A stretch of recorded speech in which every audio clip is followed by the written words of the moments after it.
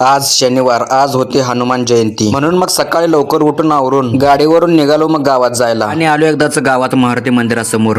मग मंदिराच्या आतमध्ये येऊन मारुती देवाचं दर्शन घेतलं. ही आहे आमच्या गावातील हनुमानाची मूर्ती. जय बजरंग बली तोड दे दुश्मन की नली. आणि मंदिरात इथेच पाळणा पण होता. तसेच गावातील वारकरी मंडळी भजन करत होती. तिथून लगेच निघालो मग जायला आमच्या गावातील श्री ज्योतिर्लिंग देवाचं दर्शन घ्यायला, कारण दक्कनचा राजा ज्योतिबा देवाची आज यात्रा होती. आलो मंदिरात तर इथे देवाचा अभिषेक चालू होता आणि मंदिरात पण फुलं वगैरे लावून देऊळ सजवायला चालू होतं, कारण इथं दुपारी 12 वाजता पालखी सोहळा असतोय. मी पण देवाचं आणि पालखीचं दर्शन घेऊन आलो बाहेर येऊन देवळाला पण एक प्रदक्षिणा घातली आणि ज्योतिबा देवाचं मंदिर सुद्धा खूप छान आहे. देवाचं दर्शन घेऊन झाल्यावर निघालो कारखान्यात जायला आणि इथे सुद्धा एक मारुतीचं मंदिर आहे आणि इथे पण छान असा मारुतीचा जन्मोत्सवाचा कार्यक्रम होता. मग मी पण इथे जाऊन पटकन मारुती देवाचं दर्शन घेतलं. इथली हनुमानाची मूर्ती पण बघा किती छान आहे. मग मारुती रायाचं दर्शन घेऊन एक प्रदक्षिणा घातली आणि इथेच पंचामृत सुंटोडा आणि शिऱ्याचा प्रसाद पण होता. मग मी पण सगळा प्रसाद घेतला आणि मंदिराच्या बाहेर येऊन थोडासा मंदिरावरती कॅमेरा पण फिरवला आणि आज सगळेच कार्यकर्ते देवळात दर्शन घेण्यासाठी येत होती. थोड्या वेळ इथेच मग खीर पण होती. मग घेतली मग एकदाची खीर खाऊन. खीर पण लयच गरम होती त्यामुळे खायला थोडासा उशीरच लागला आणि अशा प्रकारे पंक्तीत बसून सगळ्या कार्यकर्त्यांनी पण प्रसाद घेतला. दुपारी बरोबर 12 वाजता ज्योतिबा देवाची पालखी सोहळा चालू होता आणि गावातील सर्व भाविक भक्त देवाची काठी घेऊन नाचत होती. भरपूर असा गुलाल पण उधळत होती. एरवी गुडघे दुखणारे वयस्कर लोक आज मात्र देवाची काठी घेऊन देवाच्या भक्तीत बेधुंद नाचत होती. त्यानंतर संध्याकाळी ते कार्यक्रम पण होता ऑर्केस्ट्रा, म्हणून ऑर्केस्ट्रा बघायला गेलो होतो आणि तसेच पुन्हा एकदा देवाचं दर्शन घ्यायला आलो आणि आता देवाच्या अंगावरती पोशाख पण होता आणि देवाची मूर्ती पण खूप छान दिसत होती. आणि मग मी पण म्हणलं ज्योतिबाच्या नावानं चांग भलं. आणि रात्रीच्या वेळी बघा मंदिर लाईटीने सजवल्यामुळे किती छान दिसत होतं. त्याच मंदिराच्या समोरच ऑर्केस्ट्रा पण चालू होता. थोड्या वेळ कार्यक्रम पण बघितला. थोड्या वेळ म्हणजे तरी पण रात्रीच्या 12 वाजेपर्यंत बघितला बघा कार्यक्रम.